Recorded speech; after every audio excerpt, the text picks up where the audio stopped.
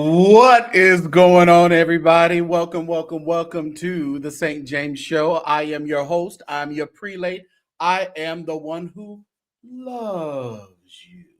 I am he, apostle, prophet, fighting prophets, because they fighting, they still fighting. St. James, appreciate each and every one of you coming through on tonight on this wonderful Tuesday. Will you do me a great big favor? Hit that subscribe button if you are not a subscriber of the St. James Show. Hit that like button and also turn on all your notifications so you too will be informed when I come live. Hit that share button, share on all of your social medias, even right now. And you can become a member, exclusive member of the St. James Show by clicking the link on our profile, and our mods will go ahead and drop that membership link in as well. And there's your way to give monetarily. We appreciate everything you do here over at the St. James Show. We also have a goal on tonight, so make sure when you're feeling generous tonight, hit that goal. That's the suggestion. When you hit it, suggest a suggested amount, but make sure to do whatever you want to do. All right, just make sure it is a super chat and not a sticker. Okay, we appreciate each and every one of you for coming through on tonight. See, Robert Jennings is in the house. JP is here, mother of two. Okay, that's interesting. CC, April Echoes. What's going on? Courtney is in the building. What's up, Ray Moore? What? You like that, Ray? You like that? You like that? Londa's in the building. Thank you for joining us. What's up, nephew Lokovich? It's here. We appreciate all of our members who are in the sanctuary, the virtual sanctuary tonight. Inspire, thank you for coming through. Little Kitten Heels, T. Johnson, Marcellus from Mad Church Disease is in the building. Truth Seeker, thank you for coming through. Dion Breezy, B214, appreciate your support. You and Sharon T. Leonard, good to see you as well. I hope everyone is having a great Tuesday. Listen, is it a dismissal going on? Do we have a dismissal? That's the question that we have been asking for since November. Since the lawsuit that Bishop T.D. Jakes, Thomas Dexter Jakes put up against Dwayne Youngblood, and it seems like he's adding some folks or wants to add some co-conspirators. So listen, we've been asking, will this go to trial? Will this be dismissed? I believe right now this is our last hurrah before the judge says, okay, enough is enough. It is going to get dismissed, or we are going to trial. Thank you so much, Cece, for putting the color on it and starting us out on today. What's up, disciples of discipline? Tashi's in the building. I appreciate you. Coming through on tonight. So listen,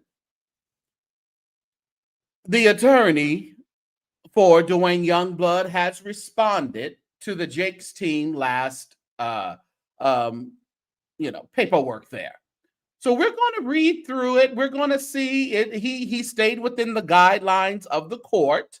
I guess he figured if I don't do this by now, they're going to think I'm throwing it. If I don't listen to what the judge wants me to do, they may think I'm working for the other team. So let me get on and get it right today. So we'll see. What's up, Patsy and Charmaine? Good to see you. Y'all got something to drink? That's just peach, simply peach with a little grenadine. That's all it is. That's all it is. Let's see if we can point out did he do Chat GPT this time, or did he actually open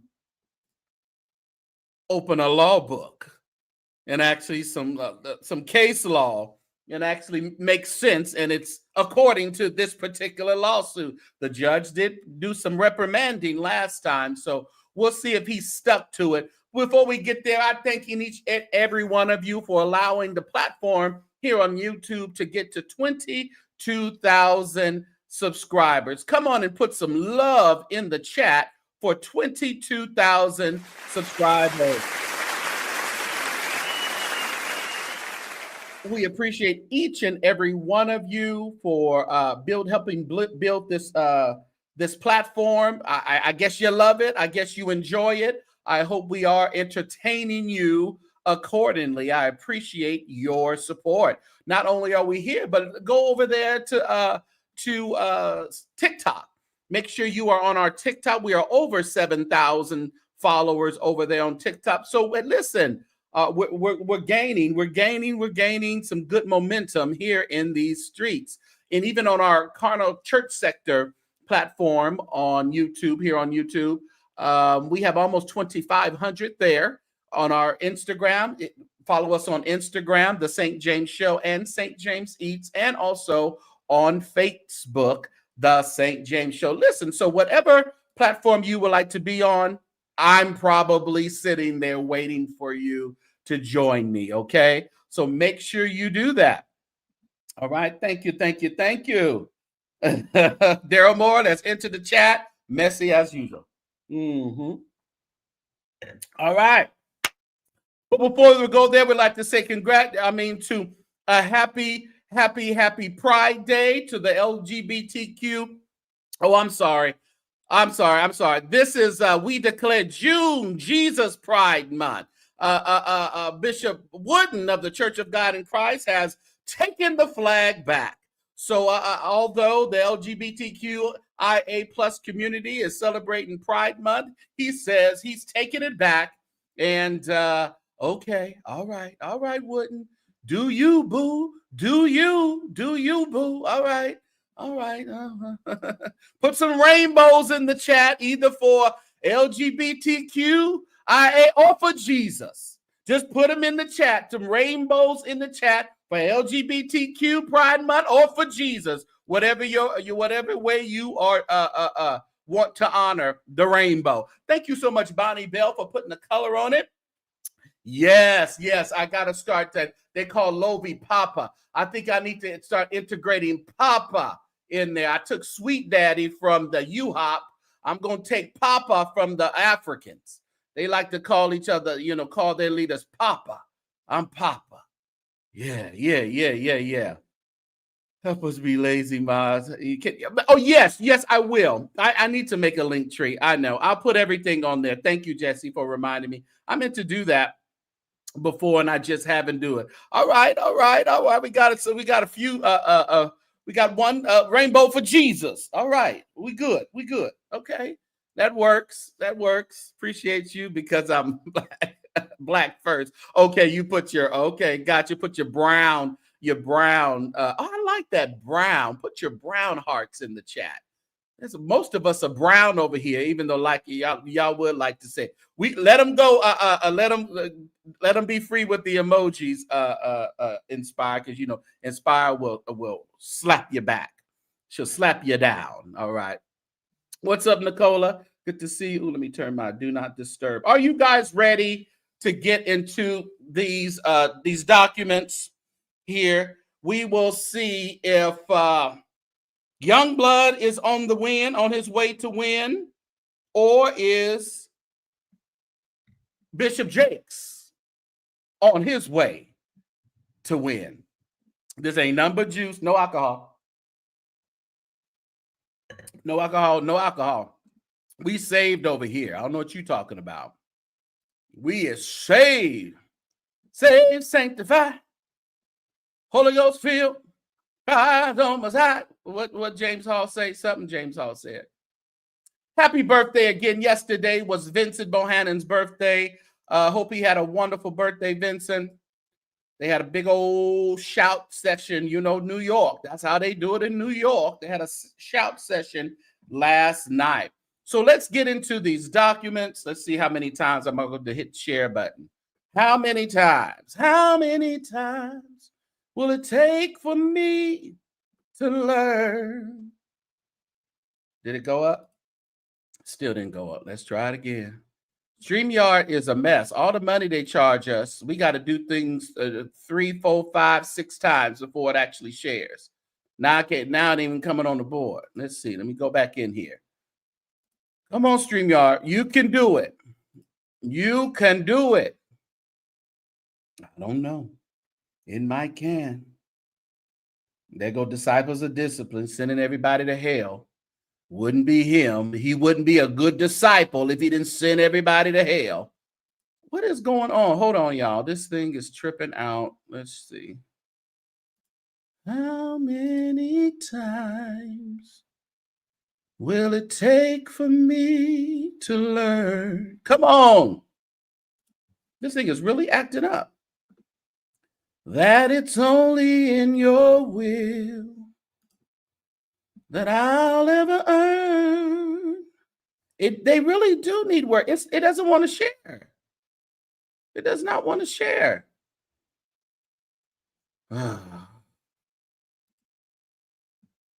It does not. Okay, let me see what else. Let me see what other way I can do it. Let's see. Video file, image file, no image file. Yeah, her son did them. And they say at Sinners is now on Prime. For those of you who didn't see Sinners, it is now on Prime. Hold on, y'all. I am really trying to get this doggone thing to work, and it does not want to work. Let me see. Let me see. You saved. That's good, Nicole. Y'all hit that like button while I'm getting this up here. Come on. Oh, my goodness. Let me bring this down. Maybe I'll give away some. I'll also give away some. Let me try it this way. I'm going to move to desktop. It is on the desktop, isn't it? No, it's not. Let me try to share this way. This is so ridiculous. Calling my name to come into your arms. You have no slides. Okay. Oh, my computer. Do it that way. Yeah. I think we can do it this way. Blackburn, yeah. Let's see if it'll share that way. It's coming. Let's see how much engagement you guys. Okay, add to stage. I don't like how that looks though. That's way too small. Way too small. I don't like that. Don't like it at all. Let me try another way. Okay, here it is. Finally. Let's see if it adds though. Let's see if it will add. Cross your fingers. Thank you, Giselle, for putting the color on it. Y'all can color up the chat while we're waiting for this. Access screen, different screen. Oh my goodness, this is so crazy. Let me try it again. Hopefully third time's a charm. Fourth, fifth. Oh my goodness. Marcellus, this is so horrible. All the money they charge us for this crap. And they won't even share the screens right.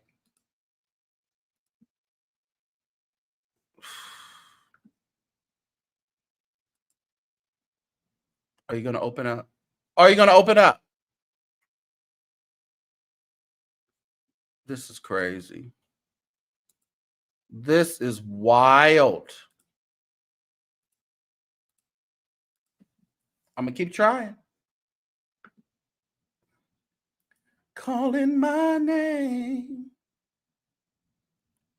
Build your own templates. Yeah, I think so. Oh, here it is. Finally. I think I did it 6 times, y'all. At least.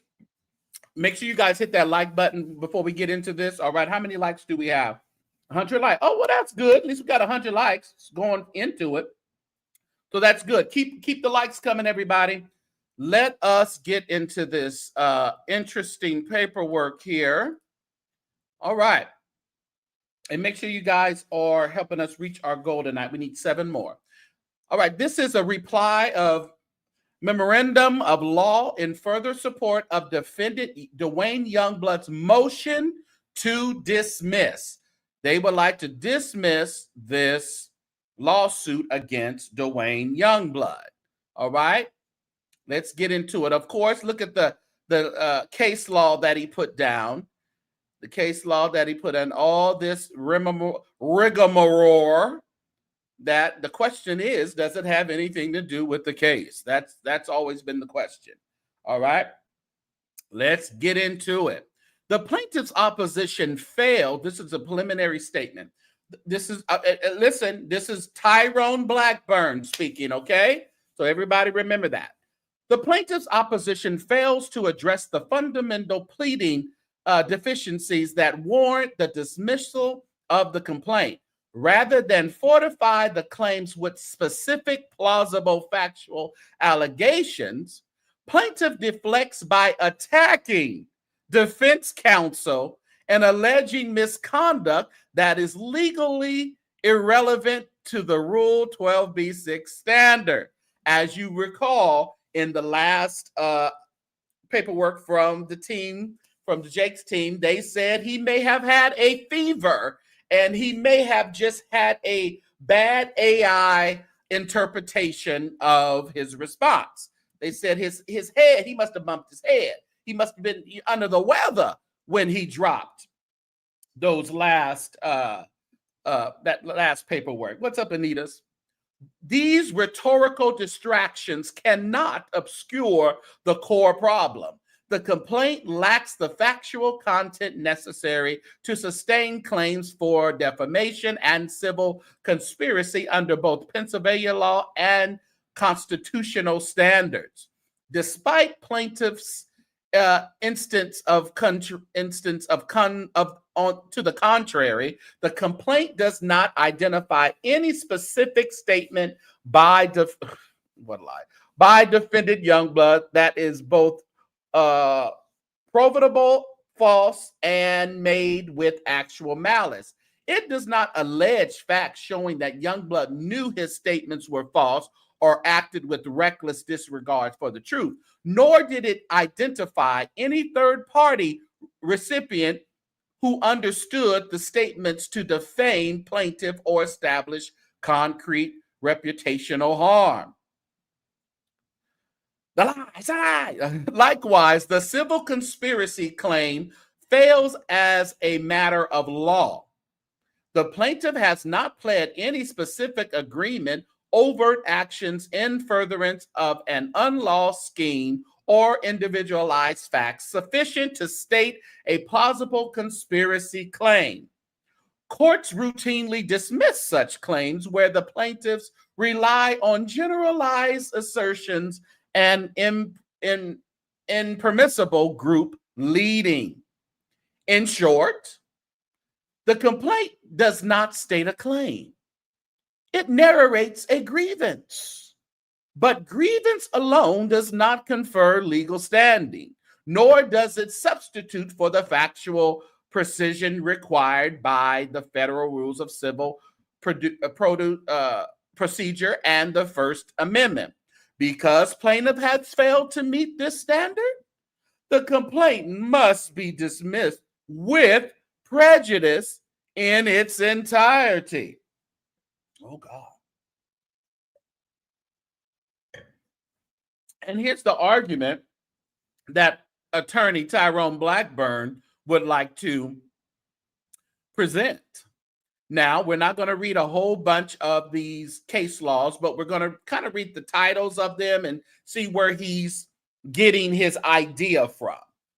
Under Pennsylvania law, a plaintiff bears the burden of pleading all 7 statutory elements of defamation with factual specificity. Okay?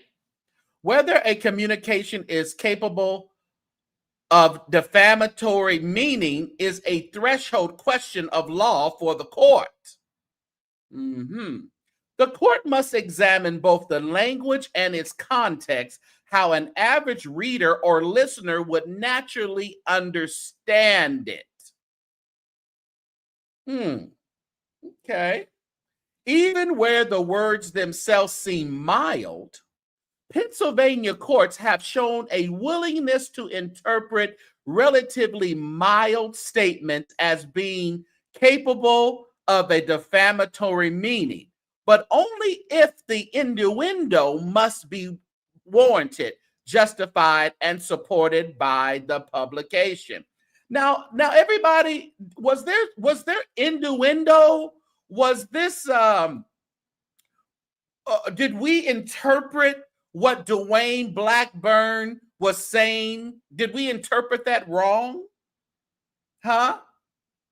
Okay, so that's the inference that's being presented to us right now. Critically, the plaintiff must specifically identify the content of the defamatory statements. Vague accusations or generalized assertions of wrongdoings are not enough. If the court concludes that the challenged words viewed in context are not capable of the defamatory meaning alleged, there is no basis for the matter to proceed to trial. Okay. Thus, merely labeling a statement defamation per se or invoking an alleged criminal accusation does not dispense with the pleading burden of falsity, publication, and because plaintiff is a public figure, actual malice. The touchstone in determining whether a statement is capable of defamatory meaning is how the statement would be interpreted by the average person to whom it was directed. In analyzing whether or not a statement is defamatory, Pennsylvania courts have held that the nature of the audience seeing or hearing the remarks is a critical factor in determining whether the communication is capable of a defamatory meaning. Determining whether a statement is defamatory requires the court to consider the content, verifiability, and context of the challenge statement. The verifiability determination goes to whether the statement is one of fact or opinion. Did we hear facts? Were the statements that Youngblood quoted, everybody, did you get them as just an opinion? Or did you interpret them that he was trying to say this was a fact, that he's like this happened to me, it was a fact? Okay. All right. I don't know. All right. The statement. Okay. The verifiability determination goes to whether the statement is one, a fact, opinion, because statements of opinion and name calling, which cannot be proved true or false, are not actionable. Let's read that again. The verifiability determination goes to whether the statement is one of fact or opinion, because statements of opinion and name calling, which cannot be proved true or false, are not actionable. Didn't Tyrone Blackburn, when he got on another platform, even said like TD snakes and TD this? He even had some very harsh words to say about Bishop Jakes. So I guess he's saying you can just have your opinion, I guess. But listen, we talking about what Dwayne said happened to him. He said that was a fact. It was real. Reviewing statements in order to determine the impression that they were likely to engender in minds of an average reader. That was weird. A statement that may appear damaging in isolation may, in context, be understood as opinion, rhetorical, hyperbole, or a personal narrative, particularly when framed within a broadcast or testimonial format. He was just testifying, y'all. He was just testifying. He wasn't doing nothing but testifying on Larry's program. That's all he was doing. Actual malice may be proven by circumstantial evidence, but that evidence must tend to establish fabrication, or at least that the publisher had obvious reasons to doubt the veracity of his statements. Recklessness in this context is not easily shown, and it will be a rare circumstance that a plaintiff will be successful in proving awareness of falsehood from the mouth of the defendant.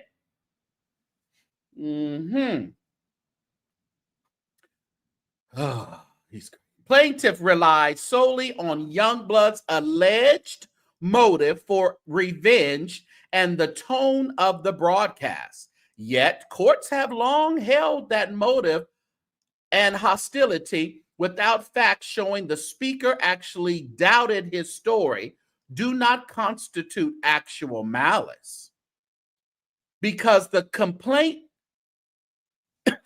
pleads no factual matter such as retractions, contradictory source material, or admissions of doubt that would show Youngblood knew or suspected his account was false. The malice element is not satisfied, and count one must be dismissed. Number one, the defamation claim remains fatally deficit. Make sure you guys hit that like button for me. Hit the like button. Where are we at? 131. We should be at least at 200 by now. So let's hit that like button for me. Even assuming the complaint quotes Youngblood statements verbatim, plaintiff still bears the burden to plead that those statements were not only false, but that defendant subjectively knew they were false. Self-serving denials are insufficient. Despite the opposition's expansive rhetoric, the complaint does not identify a specific statement by defendant Youngblood that is both false and defamatory. To be actionable under Pennsylvania law, a defamatory statement must be, number one, specifically attributed to the defendant. Y'all clocking this? Number two, capable of defamatory meaning. Number three, provably false. Vague allusions to grooming and misconduct without context or precise language are insufficient. Let me read that again. Vague allusions to grooming and misconduct without context or precise language are insufficient. Thank you so much, Kevin, for putting the color on it. Thank you for helping us reach our goal on tonight. Make sure we only need 6 more and we've reached our goal. What'd you say, Ray? It's not defamation because it's true. That's what he said, Ray. Plaintiff's assertion of falsity. The plaintiff's categorically denial of the alleged conduct without more fails to satisfy the federal pleading standard for falsity. It is well established that a defamation plaintiff must allege specific facts demonstrating that the contested statements are false, not merely asserted assert that they are untrue or disagree with their content. As a Third Circuit emphasized, let's see here. While a complaint attacked by Rule 12b-6 motion to dismiss need not contain detailed factual allegations, it must contain sufficient factual matter accepted as true to state a claim to relief that is plausible on its face.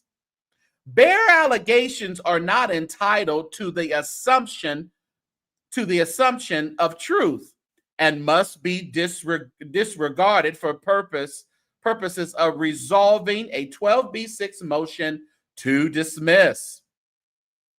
The complaint does not provide any factual basis. This is what Youngblood is saying. I mean, if Youngblood Blackburn is saying.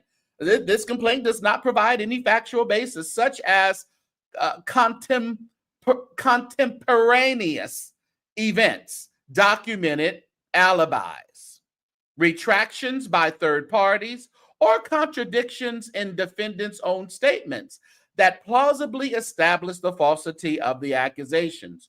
Courts have consequently held that to plead falsity, a public figure must do more than offer conclusory denials. Affirming dismissal where plaintiff failed to allege facts that could support a finding that the statement was false.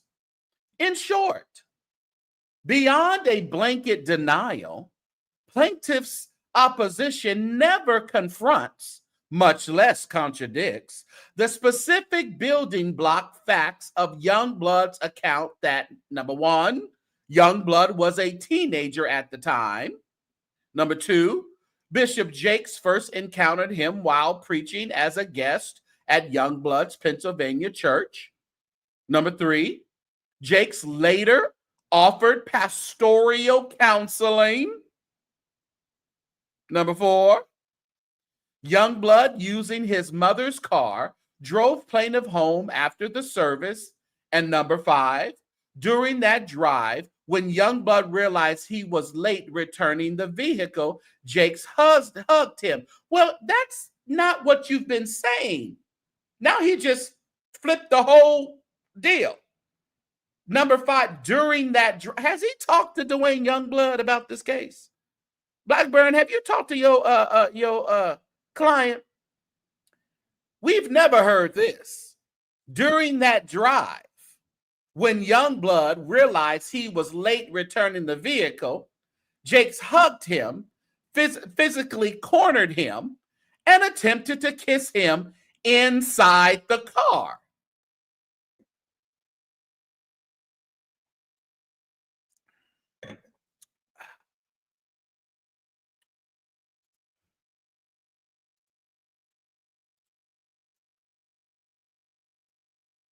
When did all this happen in the car?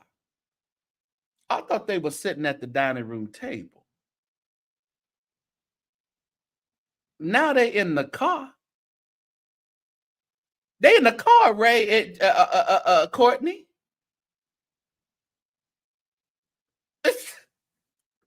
Is he just?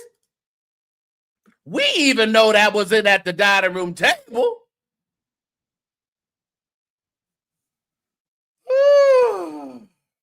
If he wasn't so busy over there at Diddy trying to clout chase over there at Diddy's trial, we've never heard that, Blackburn.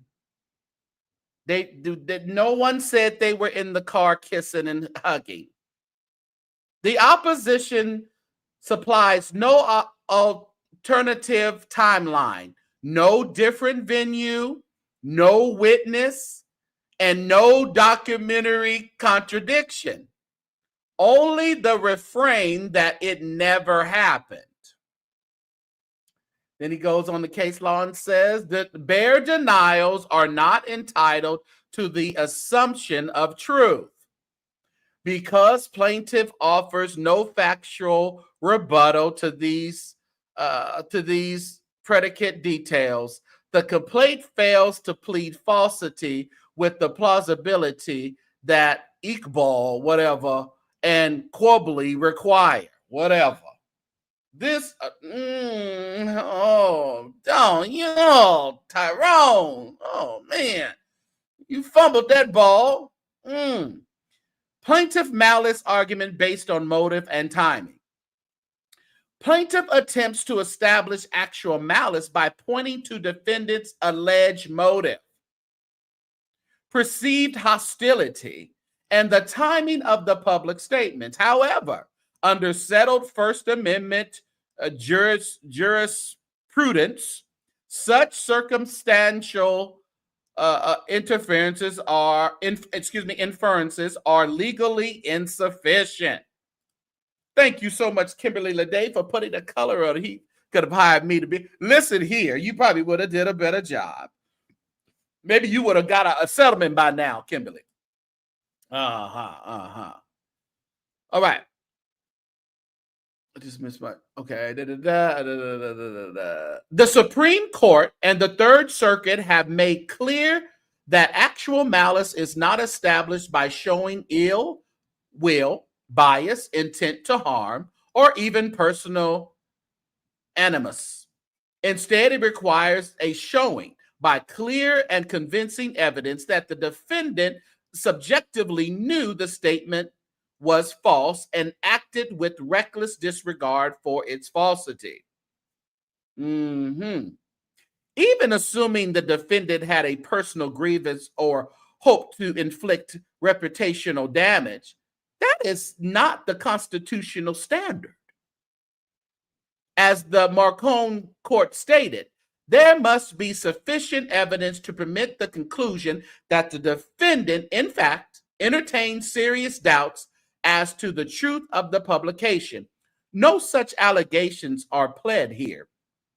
Defendant does not allege that defendant recanted, contradicted himself, or acknowledged doubt, nor does he offer facts suggesting that defendant's fabricated the account. I beg to differ, but okay. All right. Indeed, courts have repeatedly rejected defamation claims where malice is inferred solely from motive or the bad faith tone of the publication. As a matter of law, those factors are not dispositive because plaintiff fails to plead facts supporting the critical element of subjective falsity awareness. The actual malice requirement is not met, and the defamation claim fails on that basis alone. Moreover, plaintiff denial of the alleged conduct does not establish falsity. Courts have repeatedly held that a defamation plaintiff can rely solely on self-serving denials or accusations or motives to demonstrate falsity. Without concrete allegations showing that Youngblood made a knowingly false statement, plaintiff claim cannot proceed.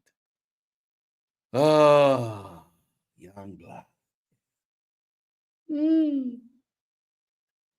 Yeah, his attorney just constituted a major venue of one of the occurrences. That's right, Mary. The plaintiff fails to allege actual malice as required.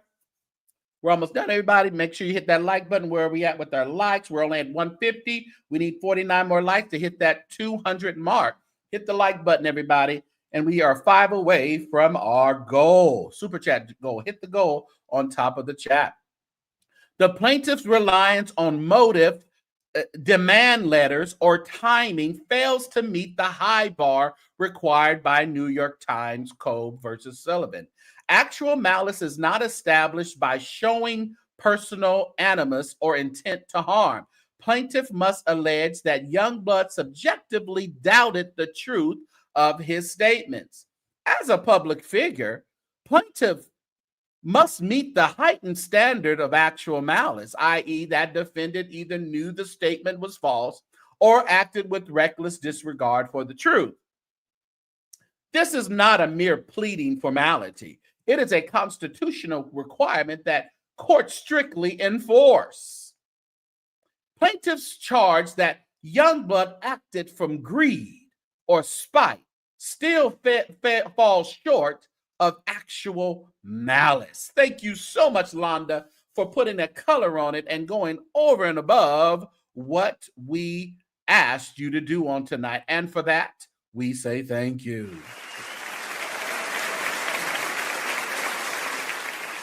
All right, let's see here. The Supreme Court has made clear that failure to investigate without more does not establish actual malice unless the speaker, in fact, entertains serious doubts as to the truth of the publication.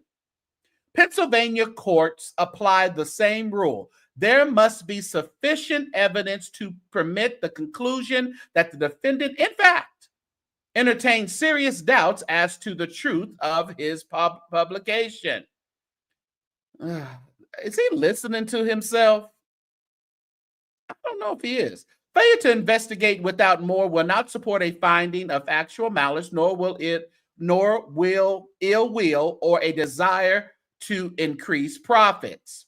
The Third Circuit is in accord. A failure to investigate without more does not demonstrate actual malice unless the plaintiff pleads facts showing the defendant purposefully avoided the truth. Here, the complaint alleges no retraction, no contradiction source, and no admission by Youngblood that he doubted his own story. Allegations of Allegations of a $6 million demand letter or revenge motive may imply hostility, but animus and profit-seeking do not constitute subjective falsity awareness under the First Amendment. Well, he loved that First Amendment, don't he? Without plausible facts showing that Youngblood entertained serious doubts about the truth of his account, the actual malice element is not met, and count one must be dismissed. All right. The civil conspiracy claims. Here we talk about this conspiracy, everybody. While plaintiff accuses Youngblood of conspiring with Larry Reed to spread defamation statements. Did y'all see that Tasha K is over there turning it up again on Larry? She up there. I tell you, every time she just takes that out of her archives and throws that out there, she over there got Lester stuff up there. All right, let's read that again. While plaintiff accuses Youngblood of conspiring with Larry Reed to spread defamatory statements, the complaint does not allege the who, what, when, or how to plausibly plead an argument. Mere parallel conduct, such as a shared interview, is insufficient. A civil conspiracy claim cannot stand where the underlying tort is not actionable, because count one, defamation, is fatally deficient. Count two necessarily fails as a matter of law. All right. Absent of civil case of action for a particular act, there can be no cause of action for civil conspiracy to commit that act. They say that's the same principle under Pennsylvania law. Plaintiff's reliance on the alleged $6 million letter as evidence of a conspiratorial act is misplaced. Demand letters made in anticipation of litigation are obviously privileged under the judicial proceedings privilege and cannot form the basis of a conspiracy or tort claim. So he's saying, listen, you can't just say that it was a conspiracy just because we asked y'all for $6 million. Likewise, parallel public statements or coordinated media appearances without more do not constitute an unlawful agreement, protected speech, even if synchronized, is not a tort. The civil conspiracy claims hinges entirely on the defamation count, because the defamation because the defamation claim is defective. The conspiracy claim necessarily fails. All right. Plaintiff's civil conspiracy claim is based entirely on allegations of parallel conduct and post hoc coordination, neither of which suffices to plausibly allege the formation of an unlawful agreement. The complaint fails to allege any specific fact showing when the purported conspiracy was formed, who participated in the agreement, what unlawful objective it was intended to achieve, or what specific roles each participant played. Well, they might want to get into that a little bit later, maybe. I don't know.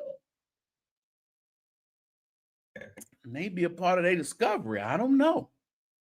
Federal courts applying Pennsylvania law uniformly reject civil conspiracy claims premised on general assertions of collaboration or in concert conduct without particularized factual allegations showing a meeting of the minds.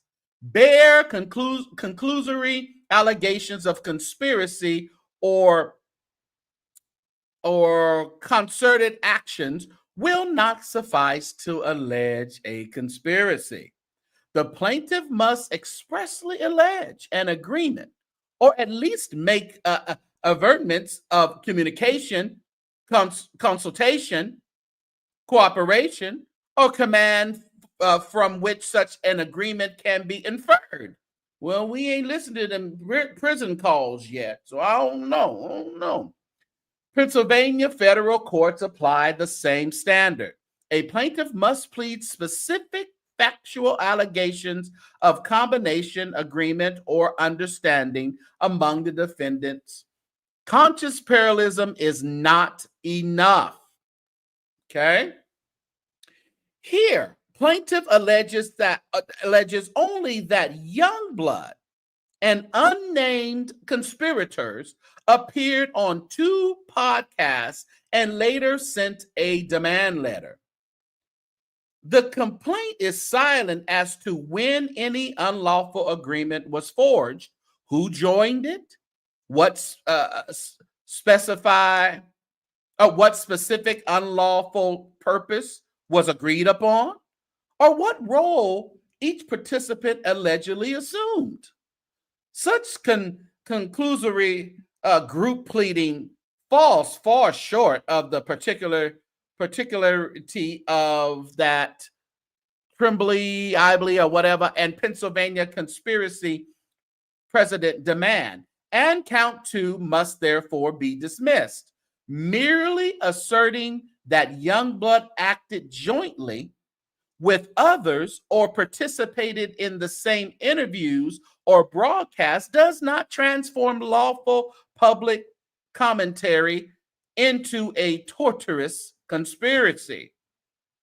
As the court has consistently recognized, parallel or cooperative behavior, especially in the context of media and public discourse, cannot satisfy the agreement element without concrete, individualized factual allegations.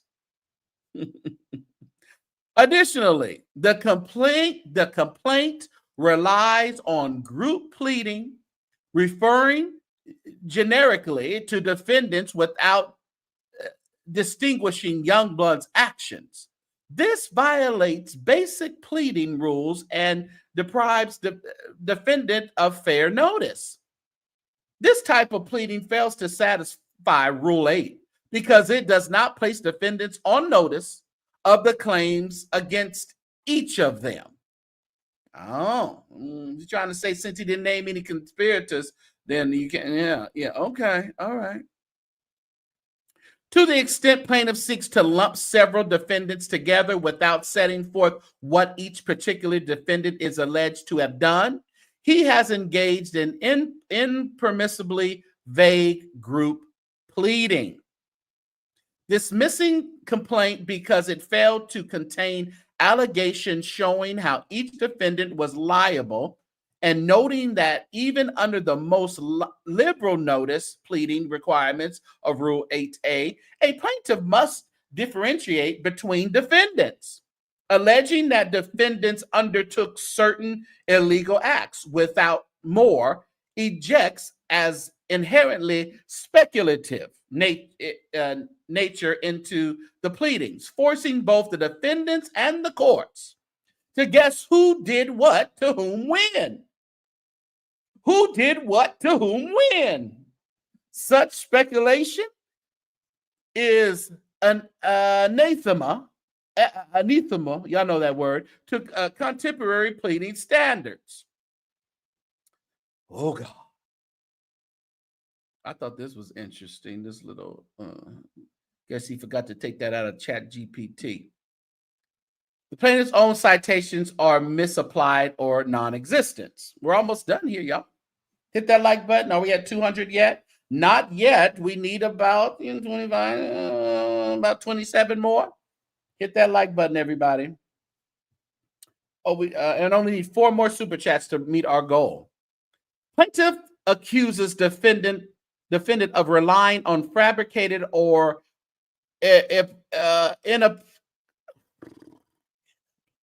inapplicable case law. Yet, a LexisNexis document analysis of plaintiff's own opposition brief reveals a pattern of misquotation, superficial citations, and invocation of authorities that are either inopposite or do not support the propositions for which they are cited. Guess he went over to the Lexis quote check. Identifies at least 20 incorrect quotations in plaintiff's brief. A few examples suffice. So right here, y'all, he wants to point out the mistakes that Jake's team did on their paperwork. And he starts naming some misquotes of things they did there. Numerous cases cited by plaintiff are referenced without pinpoints, quoted inaccurately, or applied without any legal or factual context. So he's pissed off because they said he must have had a fever when he wrote that, because he must have been drunk or something. Yeah. He upset. All right. This rhetorical sleight of hand stands in direct contradiction to plaintiff's demand for precise and precision, and undermines the credibility of the opposition brief. Federal courts do not accept citations as performance, as case reference must meaningfully connect the legal standard and be applied to the facts at hand. He got his nerve. Didn't the judge tell you that last time that you what? Marcellus, he got his nerve. My goodness. I was there, but this is how it really happened, because ironically, the very defect plaintiff attributes to defendant, reliance on cases without valid application, pervades plaintiff's own submission. The court should therefore reject these double standards and assess the sufficiency of the complaint based on the factual allegations plead and the properly applied legal principles. Not on adversarial hyperbole or selective citations. He tried to just clap back a little bit.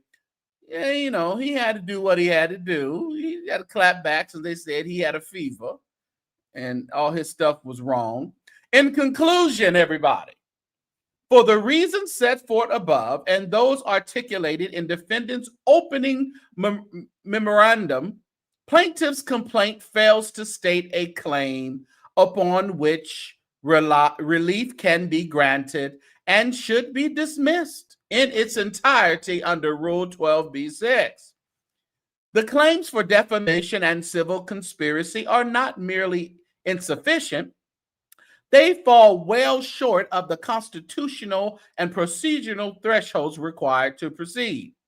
As a self-identified public figure, plaintiff is obligated to plead falsity and actual malice with factual specificity. He has not done so. The complaint relies on inference, implication, and generalized accusations without identifying any provable false statement by defendant Youngblood made with the request culpable state of mind, whatever. Further, the civil conspiracy count is entirely derivative of defamation claim and is unsupported by factual allegations demonstrating an argument, malice intent, or individualized conduct. Courts in this circuit consistently dismiss conspiracy claims based on group pleading and speculative coordination. Importantly, plaintiff's opposition, while rhetorically forceful, does not cure these defects. The court's role at this stage is to enforce the legal and constitutional boundaries governing tort claims arising from speech. Doing so here requires the dismissal of both claims with prejudice.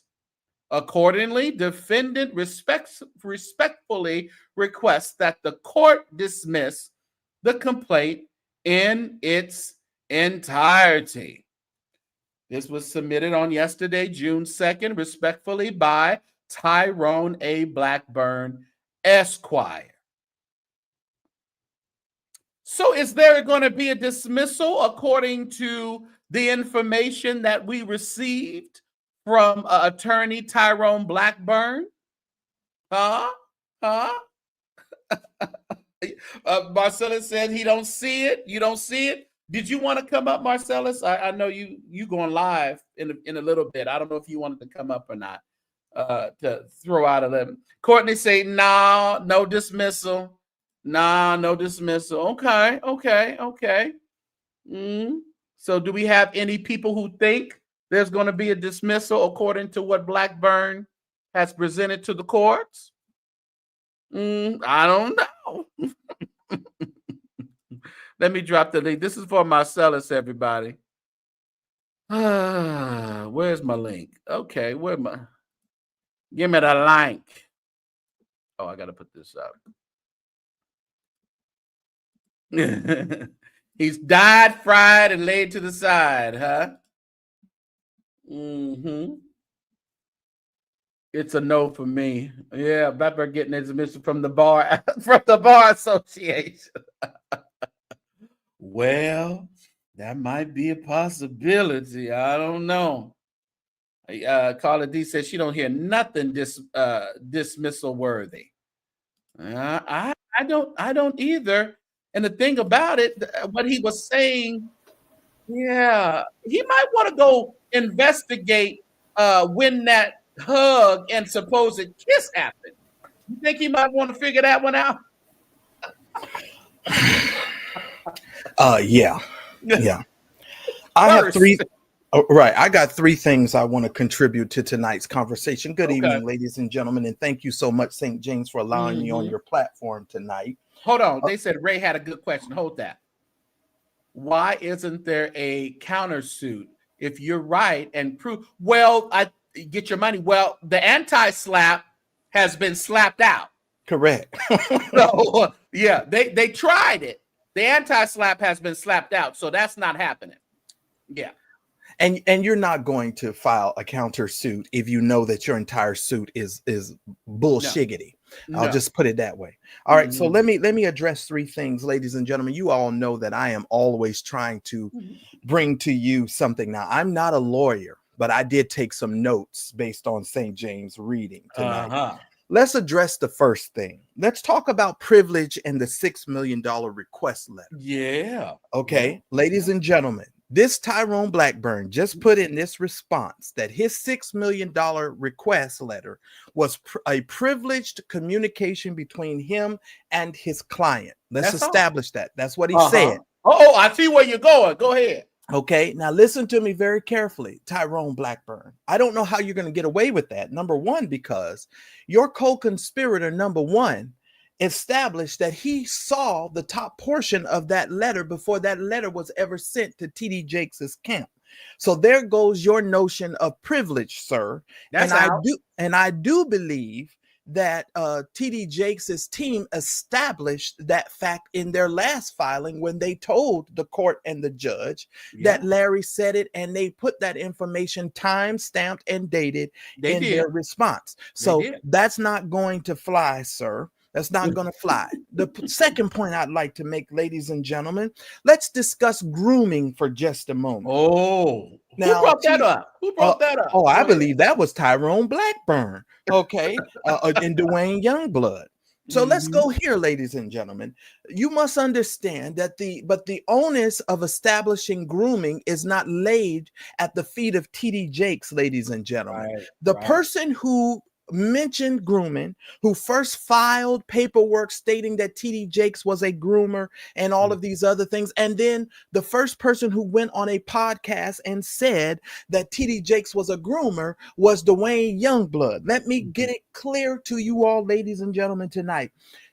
Tyrone Blackburn, you do not get to throw off onto TD Jakes and his attorneys that they must establish grooming when grooming was never something that they brought to the forefront of this case from its inception. So you don't get to say that, and that's why I know this is going to court. And he's so full of it. He's full of it. He's absolutely full of it. The third thing that I'd like to point out tonight here, ladies and gentlemen, I told you I was only going to give you three, and I'm going to be done with you. Get out of y'all hair. Third thing I want to mention to you all tonight, when you talk about dismissing this case with prejudice, let me just say and reiterate this point to all of you who are thinking individuals. We ain't talking to everybody. We're talking to the thinking people, okay? If you bring a $6 million request with an established line of information inside of that $6 million request that says, if you do not pay this money, we are going to continue to talk about this and to establish grooming, etc., etc., etc. And add the person that was under 18. Slip that in the demand letter. Oh, of course. Yeah, really. You say he was underage. Underage. You said he was underage. Can't get that age thing right. Can't get the age, but you could say you were going to continue to tell the story and push that narrative of being underage. Right. Ladies and gentlemen, I've given you three reasons why this is not going. I don't see this being put down with prejudice. If the judge does dismiss this, let's give a hypothetical here. A hypothetical here. I don't foresee TD Jakes just letting sleeping dogs lie, because it's going to produce in these other in this man and this co-conspirator a heightened sense of come catch me if you can, and it's going to create an environment where this is going to continue. None of these men have been quiet until this lawsuit was filed. Now everybody's docile. Everybody is counting rabbits and sheep. Everybody's loving. Love. Look, I want my love shirt. Everybody's full of love. I'm just saying. So it is. I don't see that happening now. St. James, those are my 3 points for tonight. I'm gonna lead them 3 points tonight. You did an awesome job of reading those documents. And I'm gonna leave it he stuck to the 15. We knew he was gonna throw one. How dare him try? Now he's gonna try to come out after Jake's team talking about what they did wrong. Right. All while claiming that Jake's team was just doing a whole bunch of name calling. Yeah, You yeah, know, yeah, and yeah, and I yeah. do believe that somebody did go to sleep and have a very bad dream and wake up and decided to do this mess, but Yeah. that dream is about to become a total nightmare for you, and I'm Mm. here for it. Amen. Bless God. Hallelujah. We praise the name of the Oh Lord my tonight. goodness. Well, I tell you this now, Marcellus, we can let now the judge, it's in the judge's hands, everybody. This is the final deal in the judge's hands. Either it's going to be dismissed, which we know it's not, or it's Right. going to trial. Correct. And I don't foresee the judge. I would love to hear how the judge. Now, y'all got to remember, because see, this is how my brain works. This didn't continue because of TD Jakes's lawyers responding to Tyrone Blackburn. Y'all do remember it was the judge who responded to Tyrone Blackburn. That is correct. And there are certain things that the judge said to Tyrone Blackburn in his response. And if y'all need to go back and y'all need to listen and look at that document again, how the judge responded to Tyrone Blackburn. And I don't see this being dismissed. That's all I have to say to y'all. St. James, it's a wonderful day in the neighborhood. It is. And listen, we will be here to figure out what's next. I hope the judge doesn't take like a whole month like he did last time. Oh, he probably will. He probably will. He probably will. Yeah, because there's so many cases on their docket. That's true. Dude. I know we want him to act now, and he got like all these other cases he has to see. Yeah. And then this case it lacks so much merit as far as a dismissal is concerned. And the problem with Tyrone Blackburn and his co-conspirators is, however you guys sat down to come up, in my opinion, with this scheme and scam, it wasn't thought through very well. No. And I think some people was able to see it, and that's why they distanced themselves from these individuals. And we still have some other people to be named, but I don't believe that the precedent states that TD Jakes needs to establish all of this before going to court. You're allowed to have your day in court to establish your things. Now, if the case he wants him to, he said they ought to map out everything that you want to accuse each person of. They did this, they did that. So I don't think it goes like that. No, it doesn't go like that. Yeah. Well, you're going to have to depose all of the parties involved. There's going to be a request for all sorts of preliminary evidentiary hearings and things of that nature in order for you to get certain things from each side. That's why certain people are changing cash apps and don't send the money over here, send the money over there. I ain't gonna say no name. Still retracting a lot of videos. Right. There are certain information that you need in order to bolster your case. Now, do I feel like TD Jakes is going to struggle?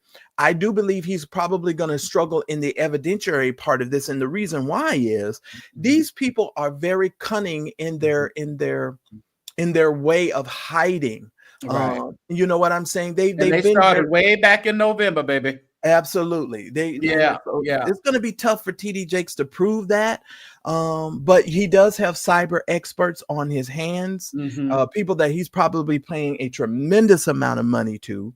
And I don't foresee TD Jakes just letting this die after spending all this money. And we already know what he wants to see, because they already asked the judge before. They wanted to see Larry's financials. They want to trace the money. They want to trace, is someone, I think they want to say, is someone paying you to come after Jakes? And what is your benefit? And how much are you making off of defaming people? Or I think they want a lot. They have a lot of questions, you know. And when I say changing cash apps, they've gone live and told people, don't send your money to this cash app, send it to another cash app. We've all seen those videos. Maybe some of you all have not. But those of us who have been sort of, keeping ourselves in the bushes have most certainly watched that happen. And so it's most certainly something that we want to. I'm really interested to see if they're actually going to pull these. Well, listen here, they've been pulling them. Poor Ernesto can't say hello, bye, dog, without us knowing about it on the internet. Ernesto. Right. So I don't understand. I don't know why we wouldn't get those calls, because I think that might be part of their conspiracy theory. Yeah, we shall see. St. James, I think again, sir, you did a great job reading these documents. I know sometimes they can they most certainly they love the language and the legal jargon. So they try to throw blocks in our reading ability at times. We just get stuck, don't we? I know I do. You gotta like you back in third grade. You gotta sound out the word. My syllable. So I'm encouraged tonight, ladies and gentlemen, not because of this situation. Let me tell you why I'm encouraged. I'm encouraged because God is not mocked. Whatsoever a man sows, that will he also reap. You cannot continue to do these types of things to people and just scave away like you've done nothing. And you just put yourself out on social media like, you know, you are the end all be all and you are the most trusted voice in a certain place and space. And nothing about these people's voices can be trusted. And I want to keep the main thing. Ladies and gentlemen, we're talking about a tier 3 sex offender. Yeah. We're talking about a pastor. You don't want us to even talk about that, Marcel. Yeah. We're talking about a pastor with an ankle monitor. Yeah. Out on parole. Committing acts, continuously committing acts. But a hug and a potential kiss. That made him do it. Just crucified his whole life. It made him do it. It made him violate all those other boys because of now we learned tonight that the kiss was in a car. Oh, now they riding along. I'm just saying. It's ridiculous.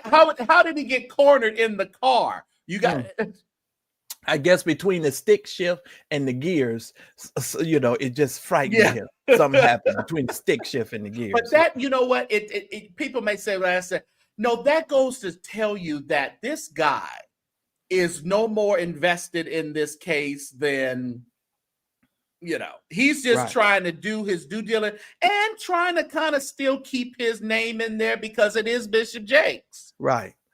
And I mean, they're doubling down on some of their statements. Even in this response, they're doubling down, which says to me, if you're going to double down on these types of situations, then obviously, sir, you're still reestablishing and reiterating or trying to reiterate the validity of your claims, which means if you're claiming that your stuff is valid, then guess what needs to happen? You need to come to court. Yeah, and just prove it. Just prove it's all true. We shouldn't have a problem going to court. Prove it's all true, and you go off right into the sunset, you know, and now Bishop Jakes can be, you know, brutally humiliated and defamed through all the social media, because you know that's what will happen. They said it's not like confuse the dining room table. That's what I'm saying. They wasn't maybe they said living room table. He meant dining room table. Okay, we'll let that go. But he done threw him out of the house and put him in the car. That's what I'm saying. It's just, you know, that shows the horrible missteps that has been going on since November. And just imagine in that courtroom. They thought that Brian Steele was wearing that Pomea girl out at the Diddy. I love Brian Steele, by the way. He's a great attorney. Yeah, but imagine the conspirators and Dwayne up against something like that. We don't know. His people may be a Brian Steele like. Right. Well, I do believe, first of all, I have seen I've read documents with co-conspirator number 1 in the E. Dewey Smith case. And I do understand that he's not very good when he is put under oath and has to answer to legitimate questions. The proof has been in the pudding with him as it relates to his court cases and when very pertinent questions are being asked of him. And that's another reason why he chooses the platforms that he goes on. Because if you notice, no one ever pushes back on this individual. No one ever asks him any. And if you do, you get kind of reprimanded. Oh yeah. You out of there, buddy. You been kicked to the curb. That's what happens. I'm just saying. So this is going to be interesting. I respect the vloggers who do ask tough questions. I do respect the vloggers who understand to sort of stay in the middle ground, because I know you and I get lumped into, Jake supporters. We get lumped into all kinds of stuff. It's hard for me to rub elbows with foolishness, Marcel. It's just hard for me. I'll be like, but I know I'm supposed to be in the middle, but that don't even make no sense over there on the left.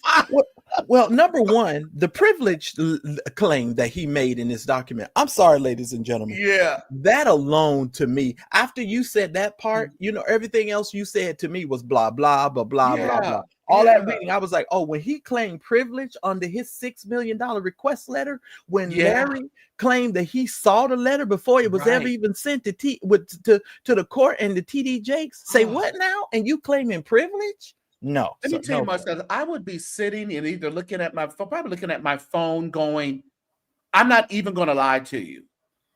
Why is he saying that?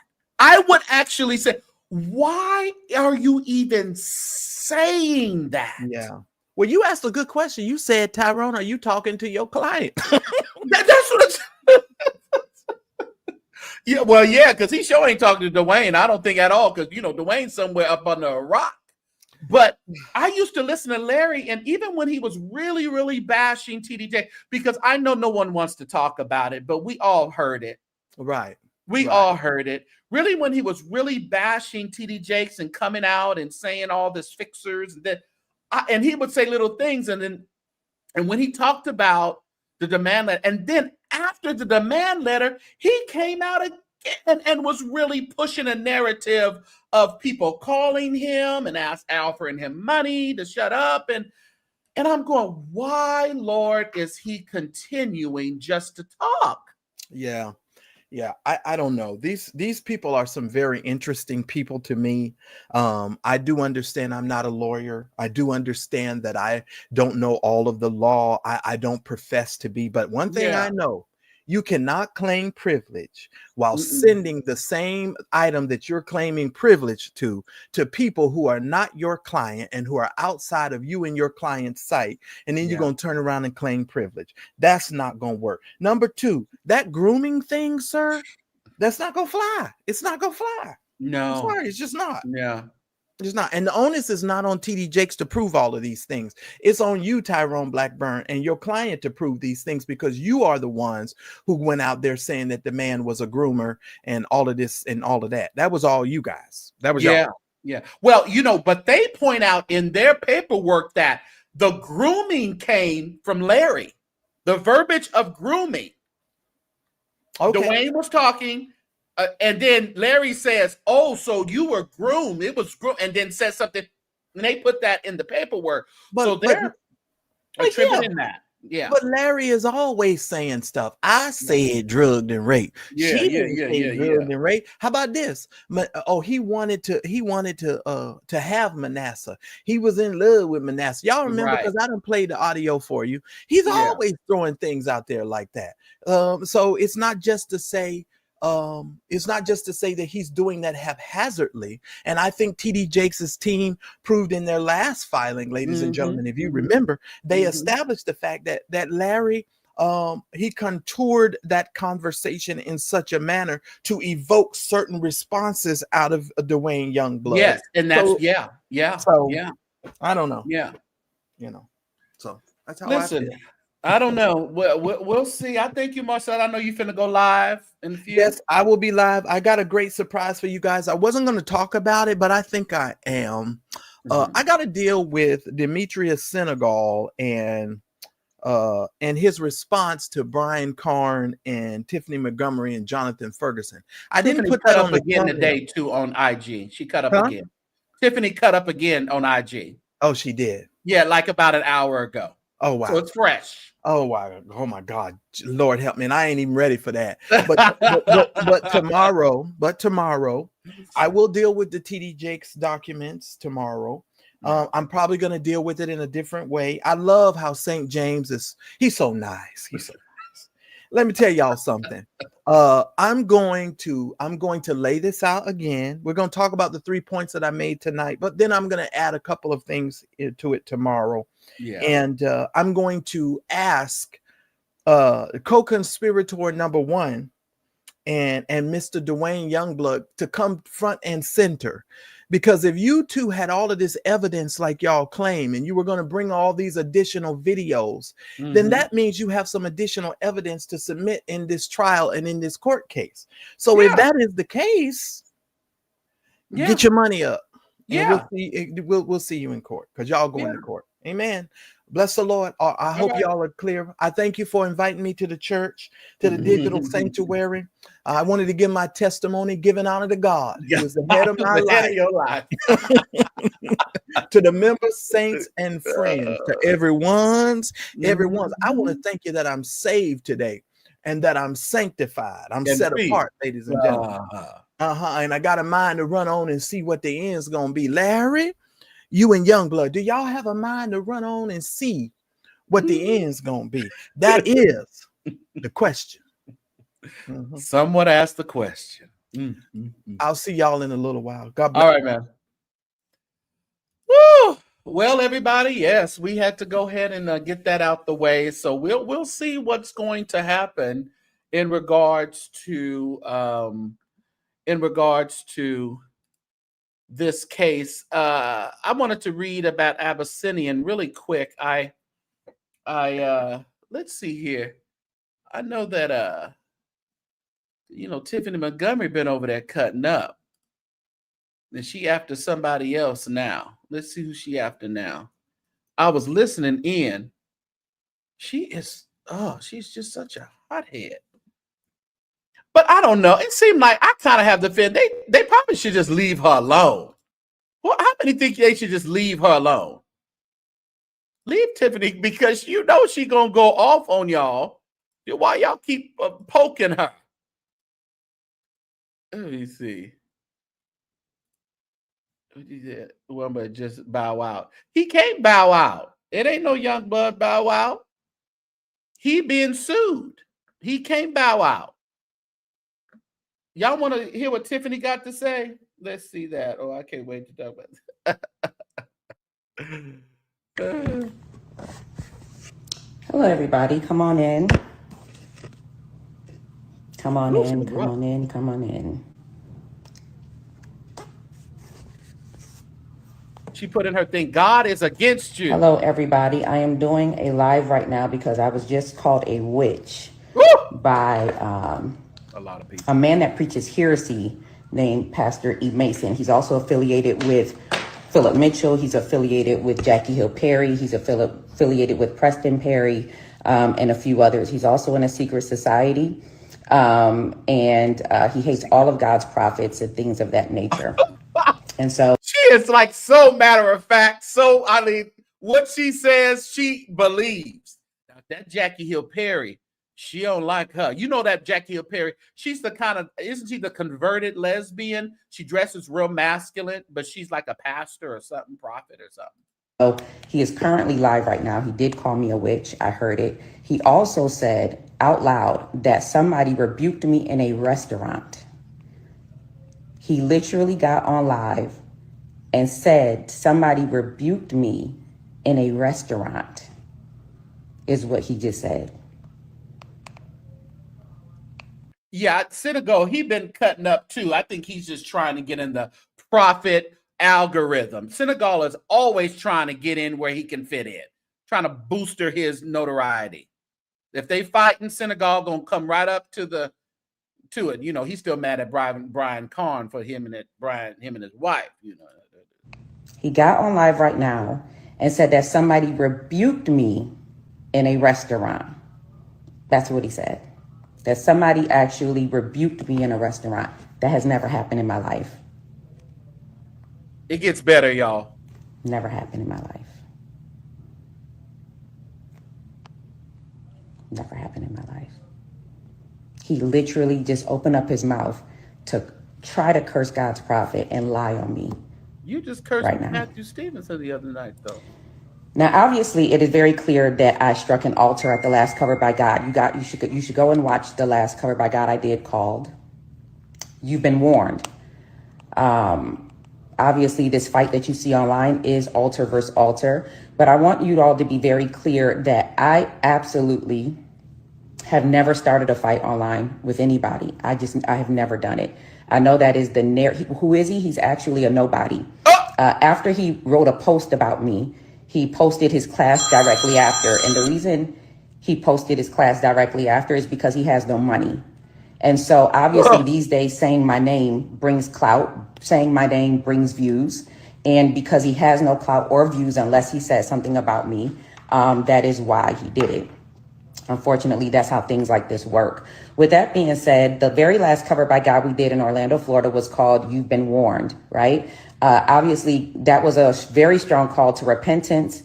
And God really dealt with the heart of men concerning that ministry. Now, I am very clear that I have been called to pray for the men. And because of that, I tend to get attacked very aggressively by men. Most of the time, I'll say about 95% of the time, they are same-sex attracted and they are very gay. That spirit in them absolutely hates me because the spirit in them is the spirit of pride. This is why the month of June is called Pride Month. Listen, she's heavy on the gays. He said all the gays hate her. You know, all the gays, they just... She said that's why they get a little extra unction on Pride Month. All right, Tiffany, I see you, girl. This is why he's stuttering because he's afraid. He's actually very cowardly, and he doesn't know the amount of warfare he just put on him, his wife, and his children for speaking on me. I pray that God has mercy on his soul because of what he just did. He literally lifted up his tongue in a lie and said that I was a witch. We all know what happened to the last pastor that said that. And he also said that somebody came up to me in a restaurant and rebuked me publicly, which never happened. Nonetheless, God will deal with him concerning that. You don't mess with Tiffany. So anywho, the last cover by God I did, we prayed very aggressively for the men, right?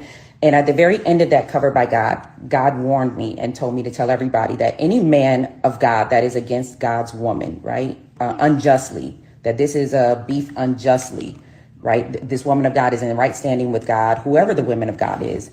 God is against those men, and God is against him, and many others like him. I want to.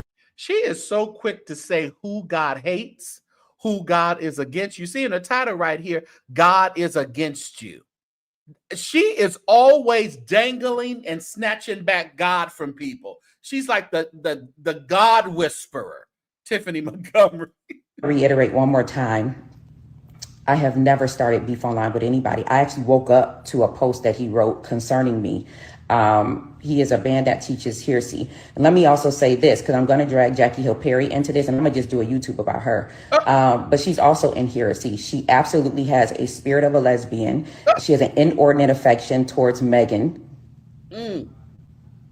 And this is why she's always subliminally posting about me. Now, you may say that, Tiffany, this is messy, you shouldn't do this, but she's also been subliminally talking about me, mocking me, and saying condescending, snide remarks about me since 2023 when I did the Beyonce rebuke. Many of you have already seen that and known. I have that rebuke on my in my video section right here, the Beyonce. She calls Beyonce because she's Balaam or Baal or something like that. So she calls her Beyonce. You know, she can, and that Jackie L. Perry.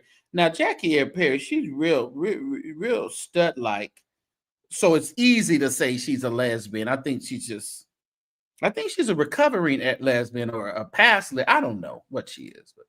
That since then, she just came off of sabbatical, still subliminally posting about me, talking about me. And when he wrote a messy post, they put that in there. Now, for clarity's sake and just for context, I want all of you to know that I actually believe that Matthew 18 is the way that we address conflict.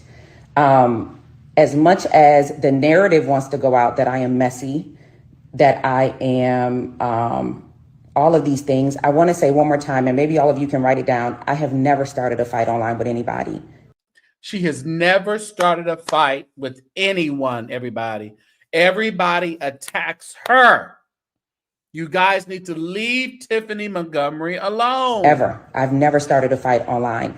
I think what's messy is people like you, whoever this goes towards, that will get online and now make it a us issue. Like, I don't like that y'all are fighting. But when they fought and I didn't say anything, none of you said anything. The second I respond back, and it normally takes me years to respond back to somebody because I have no desire to beef with anybody online. I have no desire to do this. This is a waste of my time. Do you understand? It's a waste of your time, but you're taking a lot of time of doing this. Let me tell you this, y'all.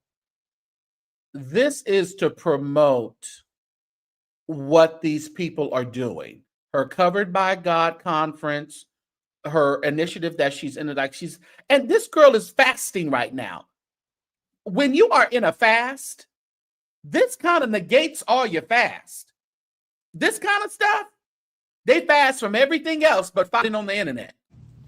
I have no desire to do this, but the second you thought you could get online and talk about me and keep going is another thing. I don't know what made y'all think that people of God should not speak up against a lie that is being told against you. That is a lie from the pit of hell. It often comes from the spirit of molestation, which kept you silent, which is why you think things like this are messy. It's not messy.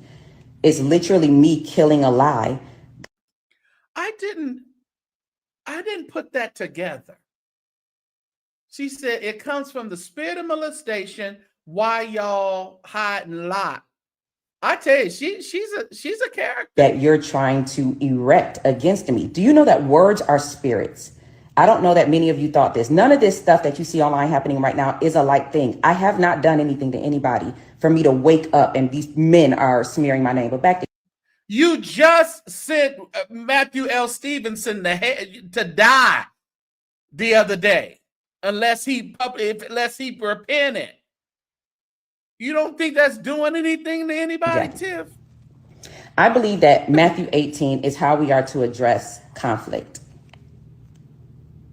Let me go to Matthew 18 to read to you how we are all to address conflict.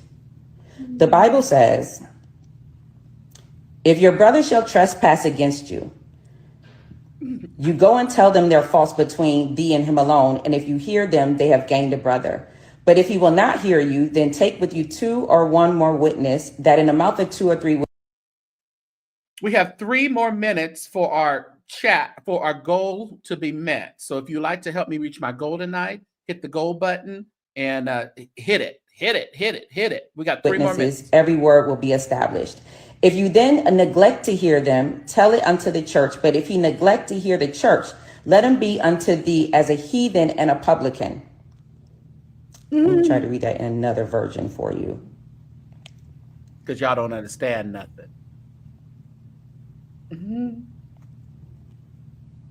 One second. Verse 15. She got to the prophet. She been cutting up so long. We all have clarity on how conflict is supposed to be addressed according to scripture. The Bible says, if a fellow believer hurts you, go and tell him, work it out between the 2 of you. If he listens, you've made a friend. If he will not listen, take 1 or 2 others along so that the presence of witnesses will keep things honest and try again. If he will not listen, tell the church. This is when you bring it to the public. If he won't listen to the church, you'll have to start over from scratch, confront him with the need for repentance, and offer again God's forgiving love. In 2023, I was called a false prophet by Preston Perry. I don't know him at all. They were very upset about what I had to say about Beyonce for whatever reason, as if God would not rebuke his believers for going to the concert of a witch. But that's neither here nor there. So I reached out privately. Thank you, Carla. With a witness. Recorded it. I was apologized to for being called a false prophet and a witch. I was absolutely apologized to.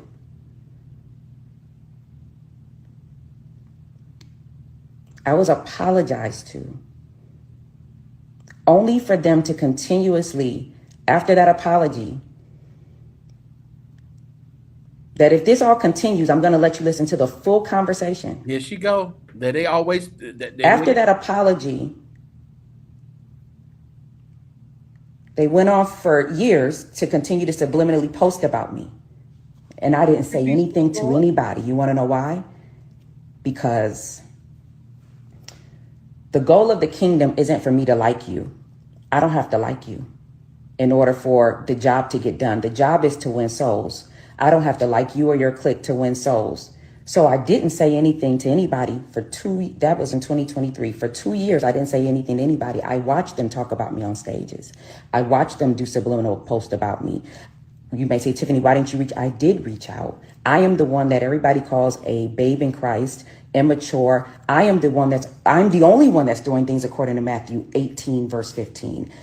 The only one. She is inspire the most self-righteous that I've seen in a while. And you got to remember, everyone, put it in context. This woman, excuse me, I don't want to disrespect her. This woman has been saved since 2015. She didn't know anything until she came to Christ at 2015. And she is the perfect model, and everybody is picking on her. This is crazy. I do not have anybody doing that to me. Nobody reaches out to me in private. Philip Mitchell got on his stage and preached against me. Everybody started sending me that. You know what I did? I did not respond to him publicly. You want to know what I did? I called somebody that knew him. I reached out to somebody that knew him. They said, I know him. Can I put together this phone call? I said yes. And Philip Mitchell apologized to me and said, I got you wrong. I want to say I'm sorry. I have the proof of that as well. I have never raised up a tongue against these people, even when they were in error. Can I just throw this in here?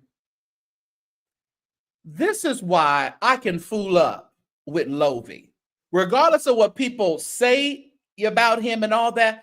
But he don't get on here doing this stuff. He made a couple of statements, but he don't do what EJ does. He doesn't do what Ferguson and all these other people do. Even when Matthew, back in the day when she came on Matthew Stevens' live, he told her, get her out of here. Get that witch out of my chat. So at least we have to give some respect to the prophets that will just allow things to kind of work it through instead of coming out doing this, trying to prove to us that she's the more saved one amongst the prophets. I have never got online to be messy like they are being with me. Never. You have no testimony of it. You have no evidence of it. And you have no screenshots of it. I am not the person y'all keep wanting to make me be. I'm not that person. But if you let people tell a lie long enough, often enough, and loud enough, everybody will start believing it's true until somebody speaks up against it. I have never done that to these people. I am not messy. I believe in the order of God. I fear God, and I don't mess with nobody, even when these people are in error. So now you have a pastor, a failed pastor, a flawed pastor who is in trouble with God. Judgment is about to hit that man's house. Boy, I pray to God that God shows him mercy. That man. I don't know who gave her the right to always say judgment is upon you. You're going to die unless you repent today. Your family is going to suffer. I don't see any kind of profit in this woman. I'm sorry. And got on live right now, called me a witch. We all know what happened to the last man that called me a witch. In which I also have the recording of that man. Matthew Stevenson called me a witch in 2017. I have a recording of him in a private group with his prophet saying, the devil did not send Tiffany to all nations. God did, and I mishandled her. And he also said, but I'm not going to clear it up on social media. Pride. That's why people are so loose-lipped with calling me a witch. So as she keeps talking, God keeps revealing some things to us, don't he, saints? She was just on her platform the other night saying that that man needs to repent, and unless he repents, death is coming to him. She's still upset that he hasn't, validated her in the public, or came and said this in the public, what he supposedly said amongst his private group. Tiffany is still upset at Matthew Stevenson for not coming. Now she's threatening to reveal all these tapes, just like Ferguson did the other night. This is her real problem with Matthew Stevenson. He called me a witch, and I want him to come out here and say, I'm not a witch. Girl, if you're not a witch, you're not a witch. Is because somebody started the narrative in the smear campaign in 2017 out of pride and didn't want to clear it up, even though he cleared it up behind the scenes. I can let you all listen to that recording as well. So you sit here, you people who don't read your Bibles, who hate God. I used to think that this was a generation of people who didn't know God, but now I'm convinced that this is a generation of people who hate God. Y'all hate God. You hate God's mouthpieces. You hate God's watchmen. You hate God's prophets. You hate God. You hate everything about him. You hate the word of God. And you hate yourself. And that's the word of the Lord. Your idol is your skin color. Your idol is all of the idols that you've been sleeping with. Your idol is the person that you're same sex attracted to. That is your idol. And that's why you're mad at me. Because I've declared your idols will fall. I've declared that there will be a showdown. This is not a fight against me and somebody I'm familiar with. I don't know that man at all. But this is a fight between God's prophets and the prophets of Baal. This is a fight between altar versus altar. There's an altar in God and me that goes up against the ancient altar of religion in them. These men hate women in ministry. They're misogynists. They're in secret societies. It is another God, lowercase g, that drives them. Their God is mammon, and they still are in a spirit of poverty.